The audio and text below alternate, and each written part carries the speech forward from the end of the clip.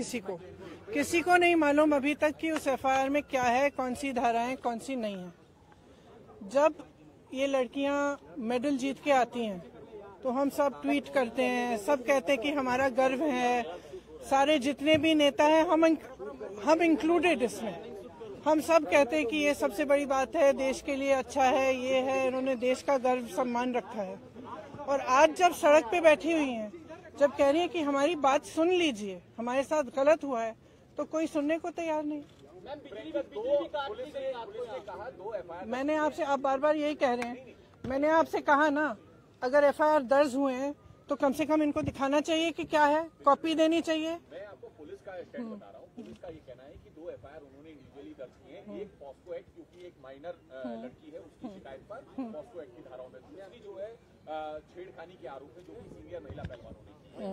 और अब इन्वेस्टिगेशन को लेकर जो होना चाहिए, उसको लेकर आपका क्या कहना है? दूसरा ये अरेस्टिंग की जो बात, देखिए सीधी सी बात है, इतने जो सीरियस एलिगेशंस हैं इस शख्स के बारे में, तो पहले रिजाइन तो करें, उनको पद से तो हटाएं। जब तक पद पे हैं तब तक प्रेशर डालते रहेंगे, तब तक करियर बर्बाद करते रहेंगे लोग। इन्वेस्टिगेशन चल रहा है, इसका मतलब क्या है? मतलब क्या है? अगर वो आदमी उसी पद पे है जहां सबसे ज्यादा पावर है सबके ऊपर, सारे प्लेयर्स के ऊपर, इनके करियर को बर्बाद करने के लिए, इनको तंग करने के लिए, प्रेशराइज करने के लिए, तो फिर आप कैसे कह सकते हैं कि एफआईआर, इन्वेस्टिगेशन, क्या मतलब है इसका? पहले रिजाइन करिए, उसको हटाएं पद से, उसका पावर तो लीजिए। जिस पावर, जिस सत्ता ने उसको इनेबल किया है कि वो ये सब करे, पर पहले वो तो हटाइए। पहलवानों को ये भी कहना है कि क्योंकि रूलिंग पार्टी के सिटिंग एमपी हैं और इस वजह से भी कार्रवाई में देरी हुई है। आप देखिए, जो मैं सुन रही हूँ, जो मुझे बताया गया है, और मैं पूरी तरह से बिलीव करती हूँ, क्योंकि ये लड़कियां जो हैं इतनी मेहनत करती हैं, इतनी ट्रेनिंग के लिए, इतने शोषण इनको देखने पड़ते हैं, इतना करना पड़ता है एज इट इज, अपनी फैमिलीज के लिए, परिवार के लिए, देश के लिए, प्रदेश के लिए इतना कर रही हैं, तो कुछ कह रही हैं कि इनके साथ, और एक नहीं कह रही है, बहुत सारी ऐसी लड़कियां हैं जिनके साथ ये सब हुआ है। तो मैं समझना चाहती हूँ, एक्चुअली मैं समझना चाहती हूँ कि सरकार इनको बचा क्यों रही है।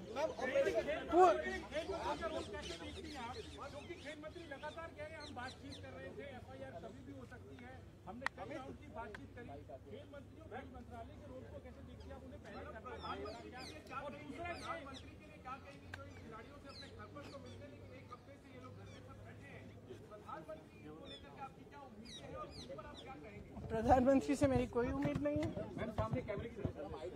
क्योंकि अगर प्रधानमंत्री जी को इतनी भी परवाह होती तो कम से कम बात तो करते, बुला तो लेते। फिर से जब आपने मेडल लेके आए तो आपने बुलाया ना, घर चाय पिलाई, तो बुलाइए, बात करिए। बच्चियां हैं, बच्चियां, हम सबकी बच्चियां हैं। और मतलब क्या कह रही, ये कह रही है ना कि हमारी 2024 का इलेक्शन है।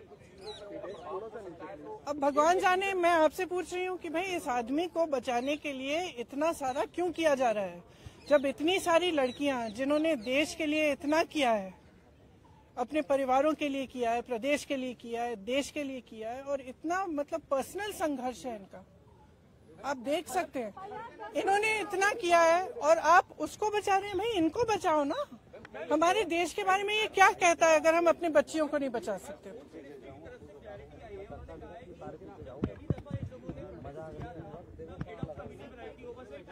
देखिए, आप भी जानते हैं, हम भी जानते हैं कि कमेटियां क्या होती हैं। बात टालने का काम होता है कमेटियां।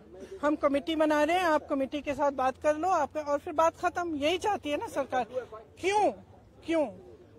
चाहे आप उत्तर प्रदेश के एक गांव में देखिए, चाहे कहीं पे भी देखिए, जब महिला का शोषण होता है तो सरकार मौन हो जाती है, चुप हो जाती है। उस बेचारी महिला को हर जगह जाकर एफआईआर दर्ज नहीं होता, एफआईआर दर्ज होता है तो उसकी कॉपी नहीं मिलती। ये कोई नई कहानी नहीं है, लेकिन इन लड़कियों में इतना दम है, इतना आत्मविश्वास है और इतनी करेज है, ब्रेवरी है कि ये लोग खड़े हैं और कह रहे हैं कि हम ये होने नहीं देंगे।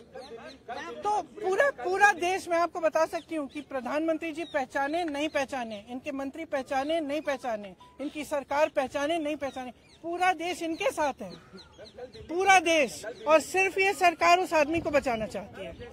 सबसे पहले उस आदमी को उस पद से हटाइए, सबसे पहले। कोर्ट में कहा कि इस मामले में कई लूपहोल हैं और राजनीति भी है। ये तो सब देखिए, जैसे ही महिला खड़ी होती है सारे लूपहोल निकल जाते हैं, तमाम ऐसी अफवाहें फैलाई जाती हैं, उस महिला को भी के बारे में भी उल्टी सीधी चीजें कही जाती है, हमेशा आपने देखा है।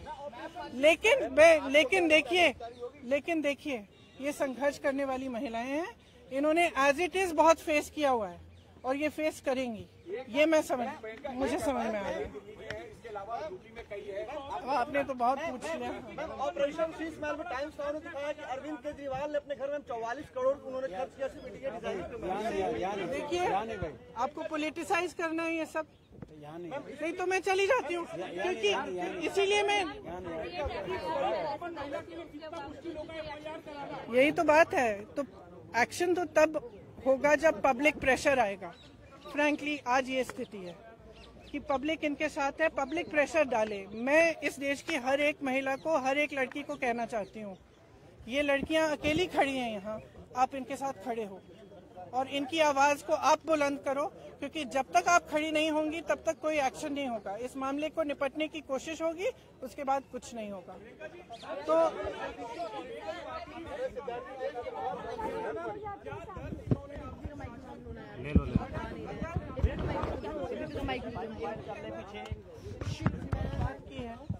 इसलिए हम अलग बैठे थे, तो मैं यहाँ क्यों बताऊँ वो बातें, वो इनकी निजी बातें हैं। लेकिन मैं इतना बताना चाहती हूँ कि मुझे इन पर बहुत गर्व है कि ये आज इस चीज को लेकर खड़े हुए हैं और इसमें कोई पॉलिटिकल बात नहीं है। इसका राजनीतिकरण बिल्कुल नहीं होना चाहिए, और अगर होगा तो एक बहुत बड़ी शेम होगी और हम सबको इनके साथ खड़ा होना चाहिए। बस इतनी सी बात।